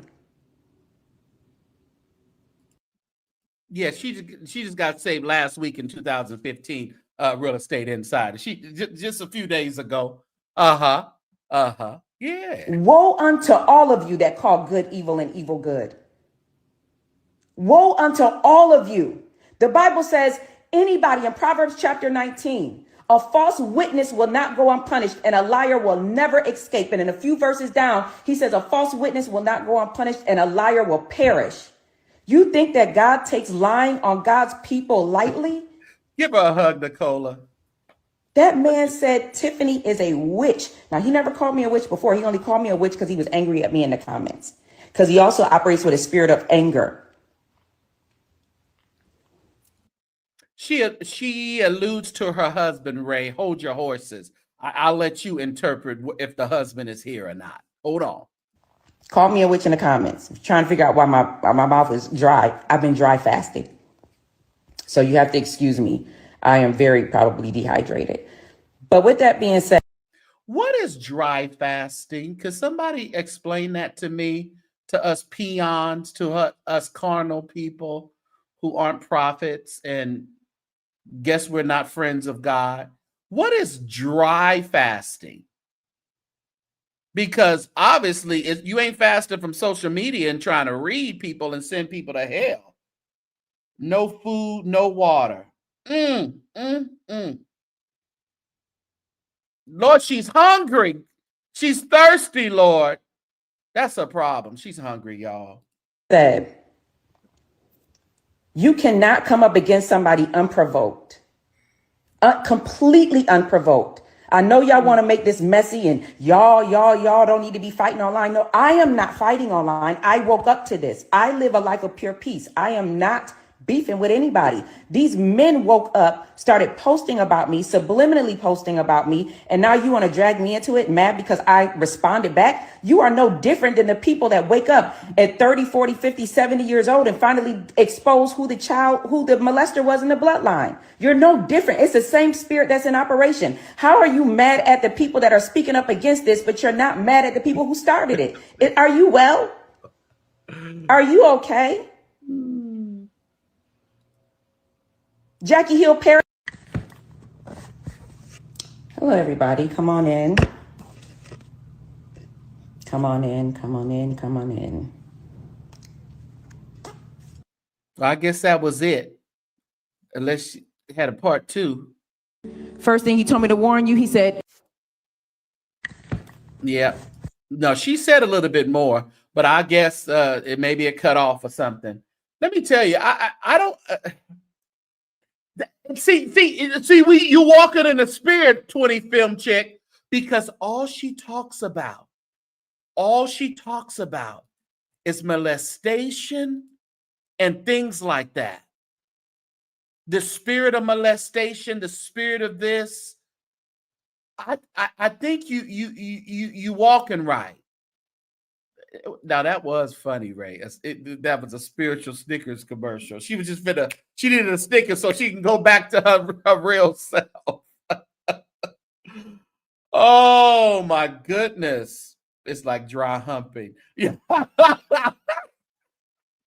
No, they said it's no water, no food. This woman is hungry. Got some abuse stuff that she ain't handled yet. She talked about her husband. It cut off for some reason, but she talked about her husband. She said, "Y'all worried about me and my husband." She said, "Me and my husband," so I'm guessing she's married still. Yeah, she might as well go eat now. Your whole fasting thing, denying yourself and taking your cross and following Jesus, that's over with, Tiff. Go on to the buffet. Go on to Golden Corral, baby. Go eat. Yeah, start off with a Snickers. She'll turn to Jacqueline Carr.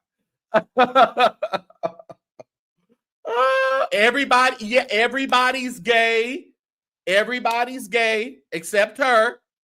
The spirit of homosexuality, the spirit of same-sex attraction. That's all she talks about. I'm telling you, you can just, kind of cherry pick her videos, and she's talking about gays, molestation, and men not liking women in ministry. And then, of course, calling her a witch. Is her husband dry fasting? Well, let me tell you, if he is, it's a dry desert over there. Yeah, Tasha did have an expose on that. Well, I don't know. You need to tell me her husband is not taping you, lapping you on. Right, you ought to say, listen, I need you to get off there right now. Turn that computer off and go on in his room. And I mean now. She said she made it when she was talking about Matthew Stevenson that time, and she said she was in a club and she had like the gift of prophecy in the club. So she said she used to work at a club. Ray, I don't know what kind of club that was. Probably was an LGBTQIA club. More than likely. Listen, they said she bought that ring herself. I don't know. I have no idea. What's up, Leah? Did y'all see Leah up there singing over there? Go to Instagram. You can see Leah singing the other night. She was bringing down the house. Yeah. Go to the St. James Show Instagram, and you will see it over there on a reel. Leah was getting it done. Yes, she was. Yeah, everybody gay. If you don't want her, you gay. That's it. That's all. Uh-huh. Yeah, I said, y'all leave Tiffany alone. She's been exposed to a lot, and it takes a toll on you. Everybody can sit in the back room. Listen here, Tiffany needs to sit in the back room. She needs to sit in the back room. She's doing a whole lot. They need to join, figure out how to just hold your peace and let the Lord fight your battles every now and then. Seems like she fights with everybody who has something to say, but she really only comes to people who have a platform, though. If you have a platform, she's going to fight with you. Ain't that how YouTubers do and other people? If you got a decent platform, they're going to do a beef with you. And it's Jackie Hill Perry. And I guess that is somebody tell me, is a 20 film chick. She know if that is that Preston Perry. Is that Jackie Hill Perry, whatever, husband?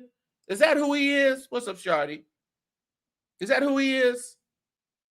Because they have some decent platforms. So she's going to argue back and forth with them.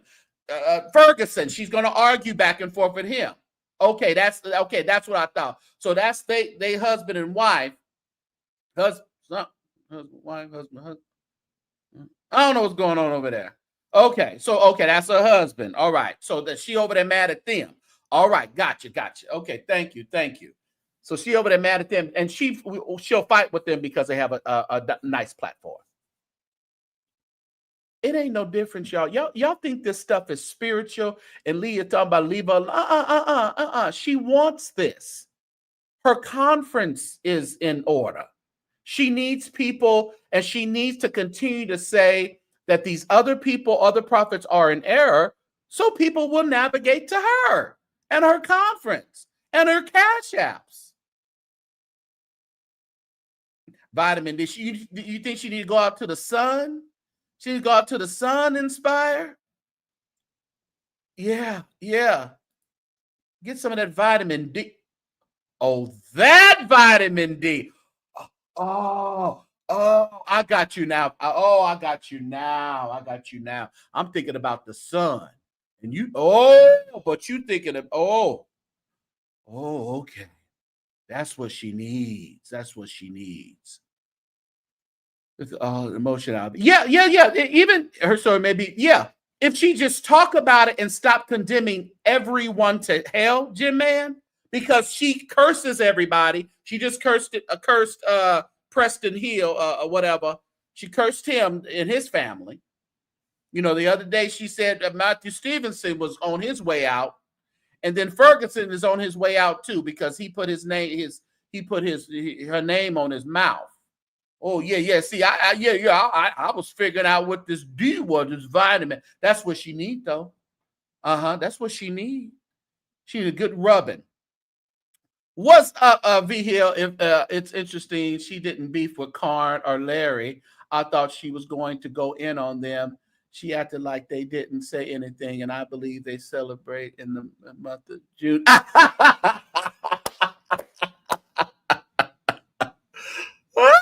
By God. The link is pinned if anybody wants to come up. The link is pinned in the chat. Oh, you right, V Hill. Yeah, thou protests too much. You protest so much. It just leads us to believe certain things that will make you think that will make her even more. No. The right one, I think she needs the right one, Leah.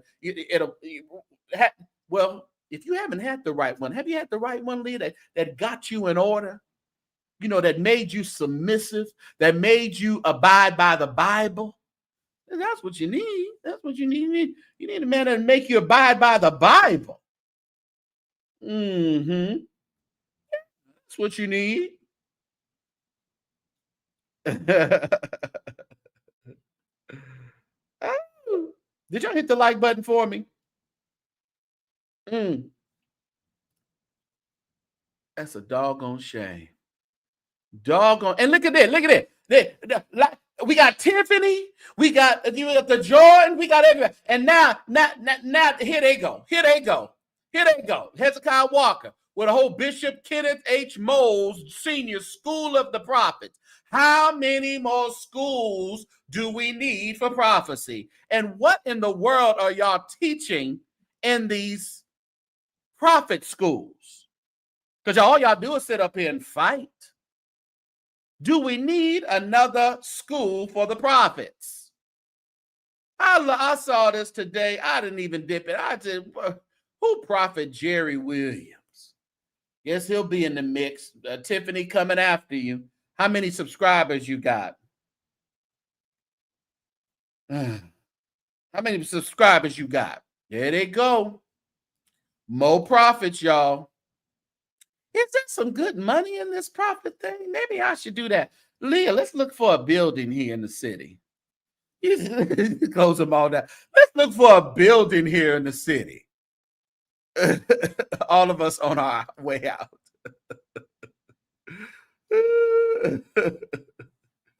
You said, how did the CCs pay? You got to have a good following, good influence there. You got to have at least 10,000 or more subscribers, probably, JP. I'm really on the hit list. I'm on the hit list, JP. They're going to be after me even more because God done took us to 22,000. That's what he did. He took us to 22,000 just the other day. I heard a man say. So but we're blessing God. That's what we're doing. We're thanking God. We're not scared of nothing. Let them come and they will be cut off. I'm gonna get my spirit of Tiffany Montgomery, and I'll cut them off.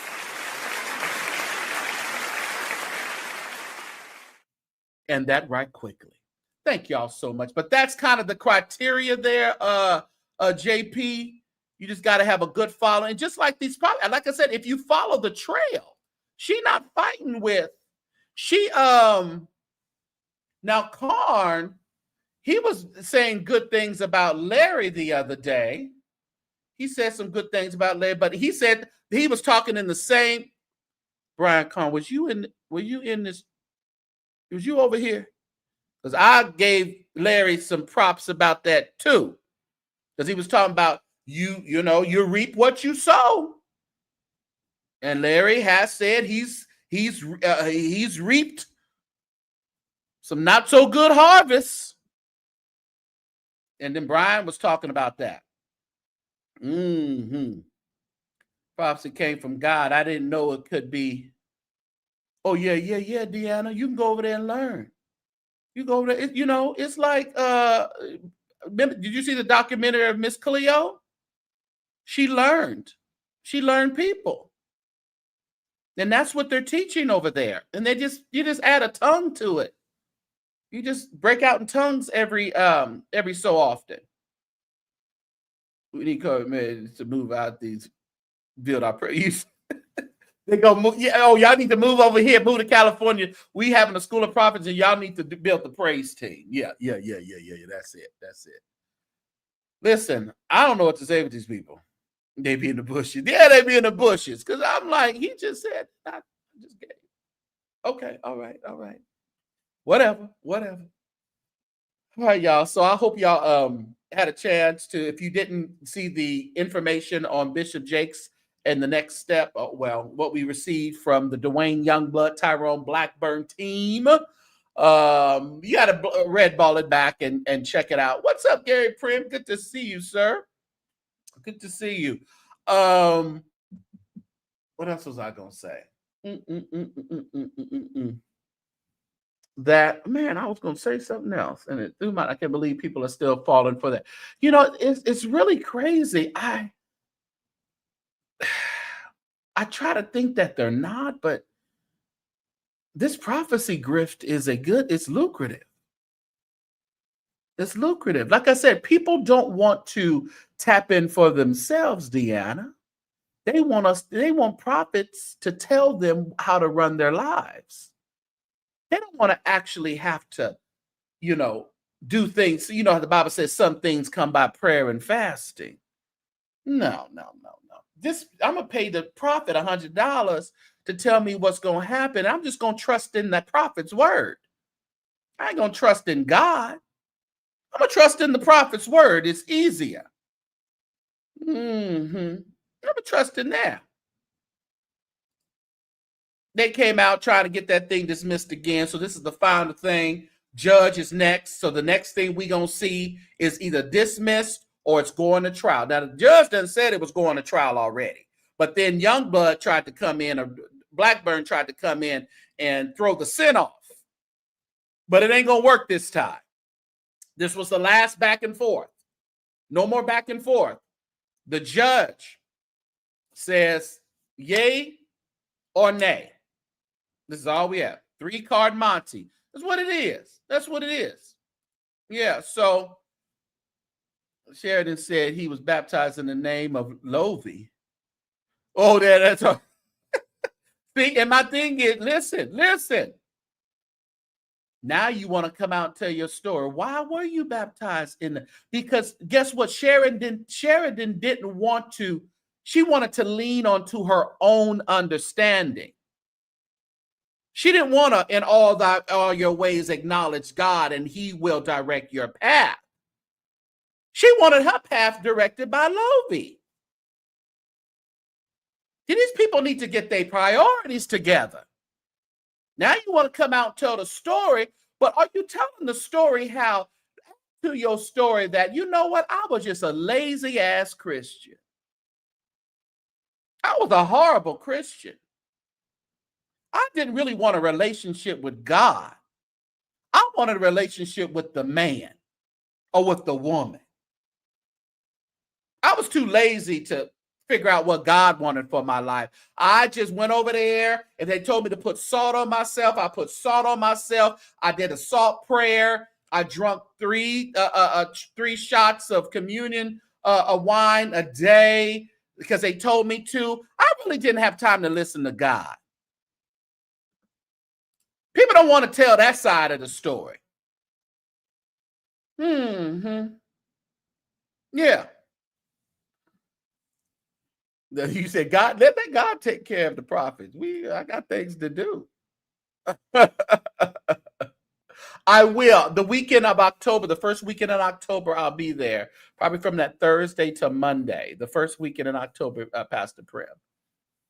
Quarters over the next few months. Got us. Oh, okay. Let's make it happen. Let's make it happen. I'll have my people call your people. Not just saying.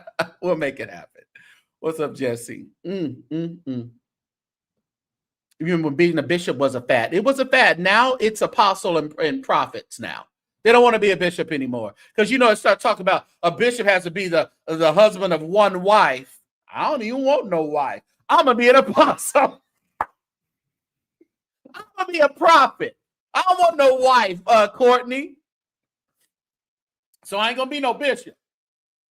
I ain't going to be no husband of one wife. Oh, no. I'm going to be a prophet. The prophets were single. Apostles were single. Just ask God directly. Well, that sound too much like right, though, Inspire. I mean, they don't have no confidence in God. Where is your faith? What'd you do? Oh, okay. Oh, okay. Sorry, Carla. If you're hidden, it was on accident. You didn't block her though, did you? I'll go on my block thing after this. If you did, I'll unblock you. Don't worry, Carla. I'll go in there and unblock you. Oh, matter of fact, listen, before I leave here, how about I give away five memberships? All right. I'm going to give away 5. Don't go nowhere. Don't you leave. Don't bow out now. Oh, yeah, there you go. You back. Okay. I see you.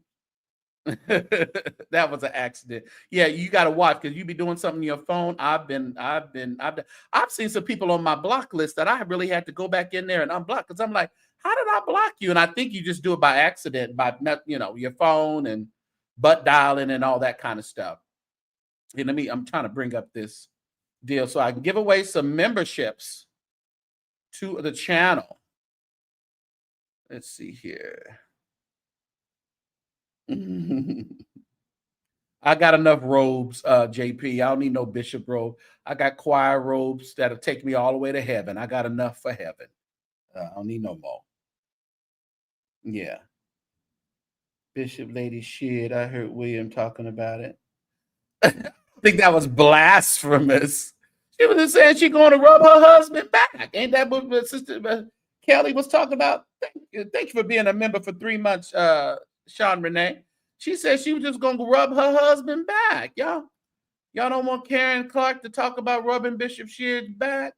And then she said she's going to do a little extra. She's going to do more. She's going to do a little bit more than rub his back. That's what she said.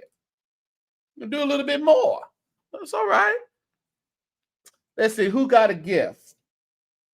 Recash. You're now a member. Denise M. Deion Sanders. Leslie Rivera and Quiet Storm. Welcome to the exclusive membership of the St. James Show. Now, when it's time to renew, consider renewing your membership. All right? Consider that. Welcome. Welcome into this place.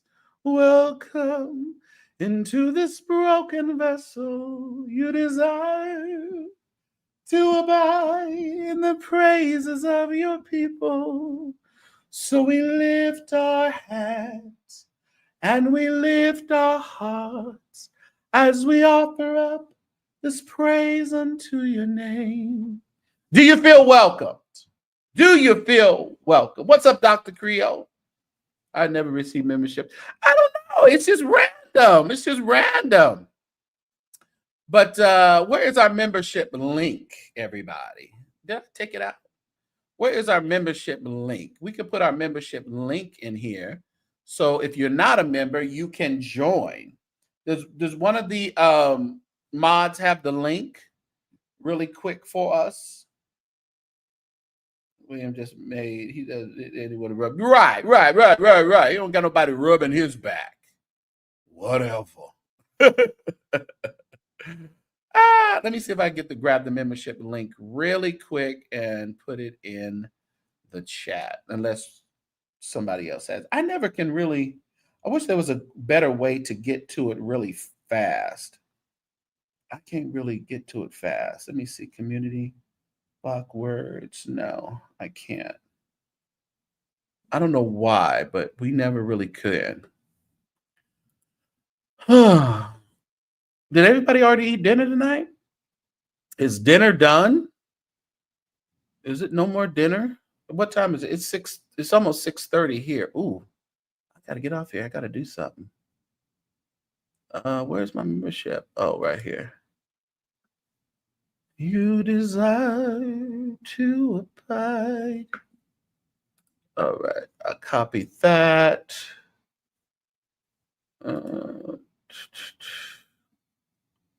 And let me take it to the chat. Thank you, Jesse. Jesse says, unpopular. Karen did no wrong. Normalize having conversations about relations, so it's not taboo. Young Christians get taken care of, get taken advantage of. Yeah. I didn't see anything really wrong with it, to tell you the truth.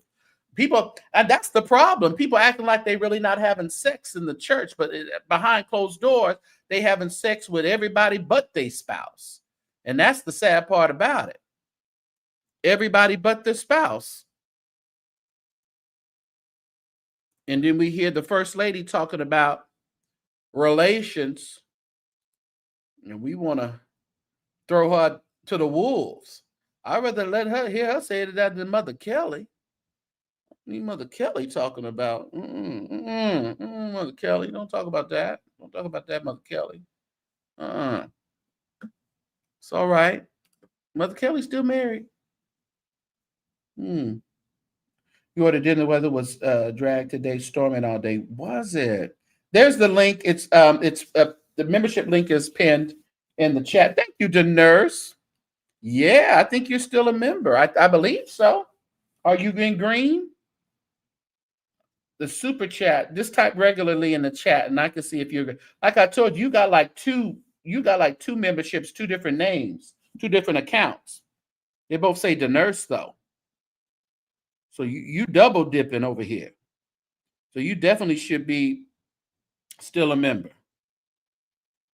I am just one praise from my breakthrough.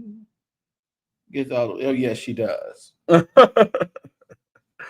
All right, everybody. I got to get off of here. I got to go take care of some busyness. I appreciate y'all coming through. If you'd like to support the channel with CashApp, Zelle, or PayPal or Venmo, please do so. It's always scrolling here down at the bottom of the chat there. $ the St. James Show, or just $ St. James Show for CashApp. And thank you for those who give even during the replay.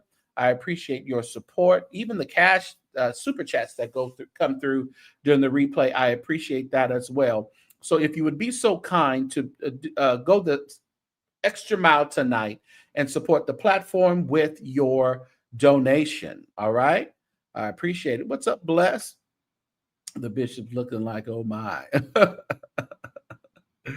Yeah, I called Chase. Oh, okay. Okay. All right. Cool. Good. Some of the, yeah. All right, everybody. I appreciate y'all for coming through. Make sure that you if you haven't, especially the new members that came through, make sure that you go and check out some of our member lives, okay? Don't just, membership has its privileges. Pretty soon we're going to go to Patreon too. More exclusive conversations and interviews and things like that. So we're going to go to Patreon. So just get ready.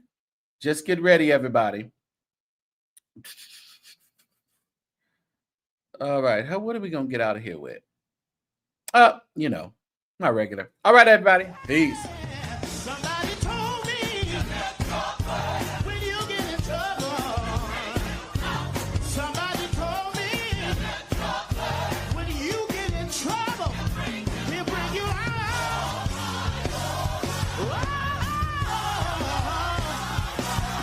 He'll bring,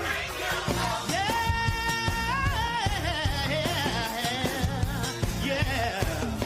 Somebody told me when you get in trouble. Somebody told me when you get in trouble, he'll bring you out. All right. He will. Yeah. Oh, when you get excited, when you get a little lonely, when you feel afraid, just a look to Jesus. He will. Anybody know he will? Welcome.